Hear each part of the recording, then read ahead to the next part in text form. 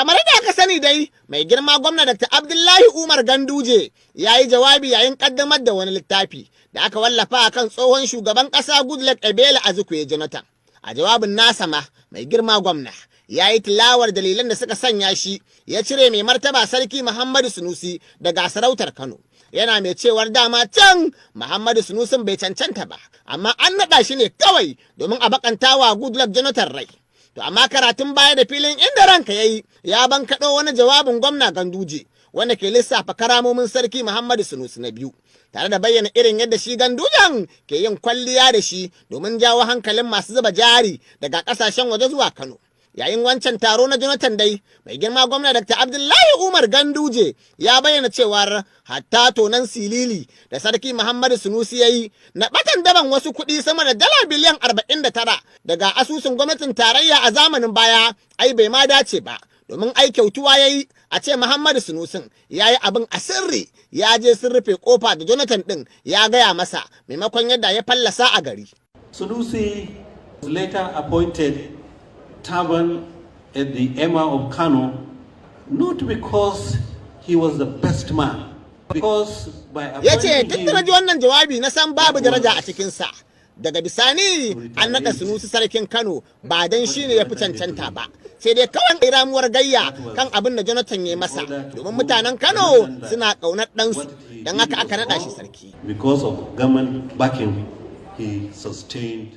To amma a wani yanayi mai kama da tibka da warwara da mai girma gwamna Ganduje ya yi a wani jawabi, mai girma gwamna ya warware wannan zance nasa gaba ɗaya, domin can baya zamanin ana ɗasawa mai girma Ganduje ya naɗa Sarki Muhammadu Sunusi Murabus a matsayin madugun wata tafiya zuwa ƙasar China domin nemo manyan attajiran ƙasashen waje da farauto su kan su zo Kano su zuba jari.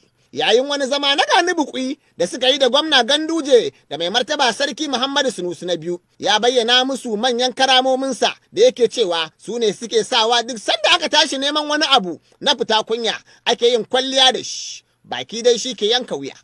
Saboda haka mai martaba Sarki, dama kai ne ruhin wannan kwamiti, kai ne karfin wannan kwamiti, kuma saboda kai ne ma da kafa wannan kwamiti, domin an san kai ne mabudin da za ka iya samu sa hannun jari idan an duba irin hidima da kai wa Najeriya da ma Afirka da baki daya a kan irin wannan harka.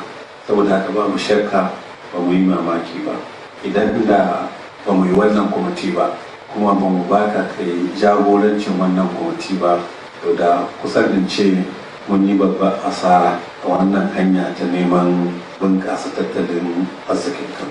Gwamna Ganduje kenan ke jawabi a baya kafin yin walankeluwa ya kuma warware jawabin nasa.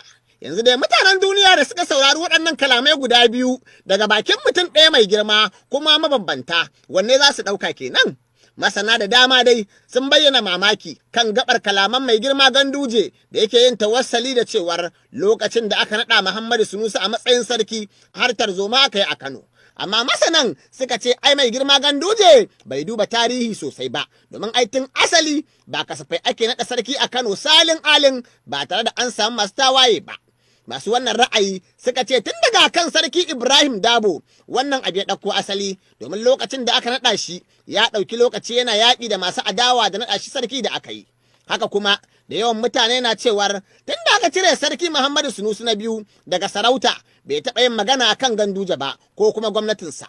To amma me yasa kullum Gandujen koyaushe ya samu dama sai kaga ya shiga ɓarin zance akan mutumin da ya riga ya cire daga sarauta ya ma fice ya bar masa ƙasar.